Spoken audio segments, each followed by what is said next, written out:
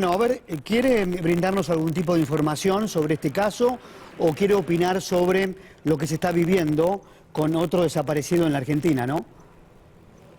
Sí, en realidad esta desaparición forzada de Facundo Astudillo Castro, como fue hace unas semanas atrás la de Luis Armando Espinosa, son dos de los casos de mayor gravedad dentro de un escenario de un rebrote represivo que lamentablemente anticipamos que iba a suceder el 20 de marzo pasado, cuando al entrar en vigencia el decreto 297, que estableció el aislamiento social preventivo y obligatorio, una medida absolutamente correcta desde el punto de vista sanitario y que de ninguna manera objetamos desde Correpi, sí señalamos entonces que al dejarse su implementación en manos de las fuerzas de seguridad, en lugar de garantizar que la totalidad de la población pudiese cumplir el aislamiento a través de la provisión de suficientes medidas de otro carácter asistencial, material, para que nadie tuviese que verse en la opción de quedarse en casa y no contagiarse, pero morirse de hambre, o salir a ganarse la diaria y contagiarse y traer el virus,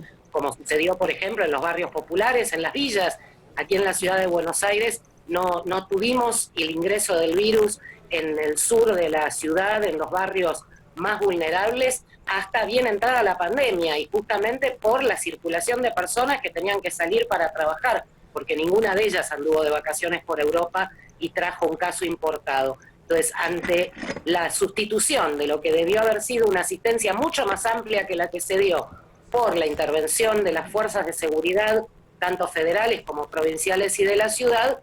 hemos tenido una enorme sucesión de casos, denuncias de todo tipo de violencia policial y del resto de las fuerzas, con relatos de golpizas, de aplicación de tormentos, por supuesto, fusilamientos de gatillo fácil, violaciones, estas desapariciones forzadas, con intervención tanto de fuerzas federales como provinciales y de la ciudad. Concretamente en lo que hace a los hechos de mayor gravedad, los que tienen como resultado la muerte de las personas, naturalmente se nos dificulta mucho poder chequear la información en las actuales condiciones. No nos podemos reunir con las familias, no podemos ir a tribunales a ver los expedientes, pero aún así tenemos 61 casos desde el 20 de marzo, insisto, hasta la semana pasada, registrados como consecuencia de fusilamientos de gatillo fácil o de personas detenidas. 20 de los 61 casos corresponden a fusilamientos de gatillo fácil, 32 a muertes de personas detenidas en cárceles y comisarías, y el resto son otras modalidades como femicidios de uniforme, las desapariciones forzadas, etcétera. Carmen, te saluda Luciana Rubinska. Quiero saber, en el marco de la Correpi y de la investigación que se está llevando a cabo buscando a Facundo Castro, ¿cuál es el dato, cuáles son los últimos datos que relacionan a la posible desaparición de Facundo con la policía de la provincia de Buenos Aires? Ustedes lo mencionaban hace un rato, están estos testimonios de vecinos de Mayor Guratovich que señalan que alrededor de las 3 de la tarde del 30 de abril fue visto Facundo cuando era subido no por su propia voluntad, a un móvil policial, y a partir de allí no se tienen más datos de su paradero. Más allá de que, como pasó con el caso de Santiago Maldonado, como pasó con tantísimos otros hechos de desaparición forzada, permanentemente aparezcan, como ocurrió el sábado pasado en el caso de Facundo, pistas falsas, hallazgos que después terminan siendo animales muertos y no restos humanos, etcétera. Pero lo cierto es que a partir de que el último contacto, la última visión que se tiene del chico es que estaba bajo el poder, de hecho, del personal policial, es el Estado el que tiene que explicar qué sucedió.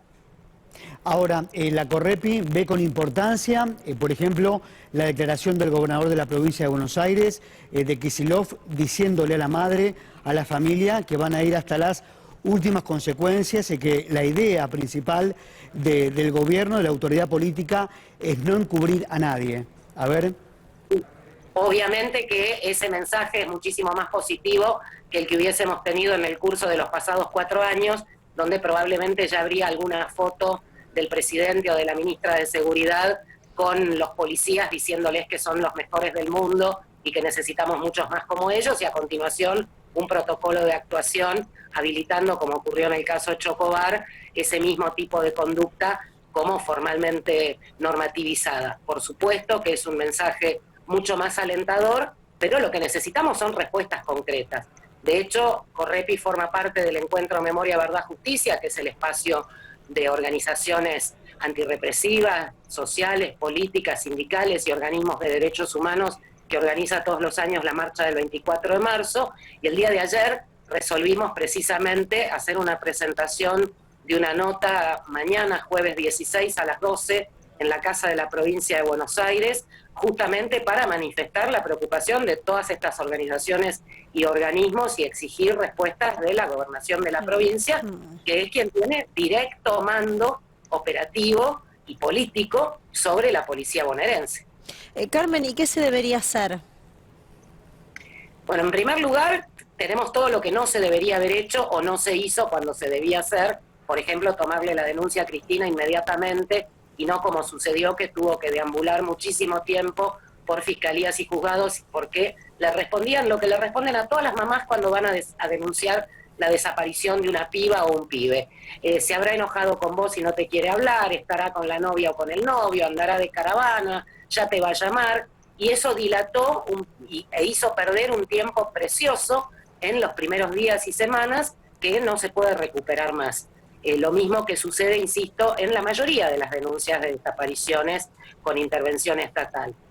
En segundo lugar, por supuesto, darle a la familia toda la intervención que como querella debe tener en la causa. Ustedes fíjense que si los medios no se hubiesen hecho eco de la dificultad que hubo, por ejemplo, para que se aceptasen peritos de parte, probablemente la nota que recién emitían hubiese tenido una conclusión diferente. Entonces, en ese sentido es importantísimo mantener la visibilidad, no naturalizar este tipo de hechos. Por eso incluso aprovecho a contarles que dentro de un rato, a las 6 de la tarde, vamos a estar haciendo una reunión pública, una charla por el Facebook de Correpi en vivo, donde justamente va a estar Cristina Castro, la mamá de Facundo, va a estar uno de sus abogados, va a estar el secretario de Derechos Humanos de la CTA de Bahía Blanca, que es una de las organizaciones que viene acompañando desde el primer momento y apoyando el reclamo de aparición con vida. Va a estar Sergio Maldonado para aportar su propia experiencia lamentable en el tema, y mi compañero Ismael Jalil de Correpi. Y quiero leerle una declaración de Berni de las últimas horas,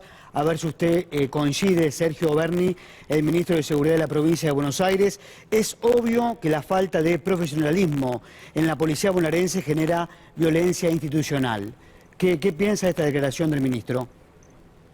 Bueno, en primer lugar, que se haga cargo porque quien dirige la fuerza en este momento es él. En segundo lugar, si fuese un problema de profesionalismo, ya se hubiese resuelto a lo largo de estos 37 años, en los que en todo el país, en todas las fuerzas, y muy en particular en el caso de la bonaerense, permanentemente hemos tenido noticias de los sucesivos gobiernos, de cambios de planes de estudio, de introducción de cursos de derechos humanos, de programas de capacitación. Ya nos olvidamos de todas las reformas de la bonaerense que hemos tenido desde el 83 a la fecha, y 37 años después nos siguen diciendo que el problema es que están mal entrenados. Por otro lado, la realidad cotidiana nos demuestra que si mal entrenados, cuando tienen que justificar un disparo accidental y que entró entre ceja y ceja o en la nuca, yo no me quiero imaginar ese mismo disparo hecho por alguien capacitado. Carmen, muchas gracias por este contacto, muy amable. Al contrario, gracias a ustedes.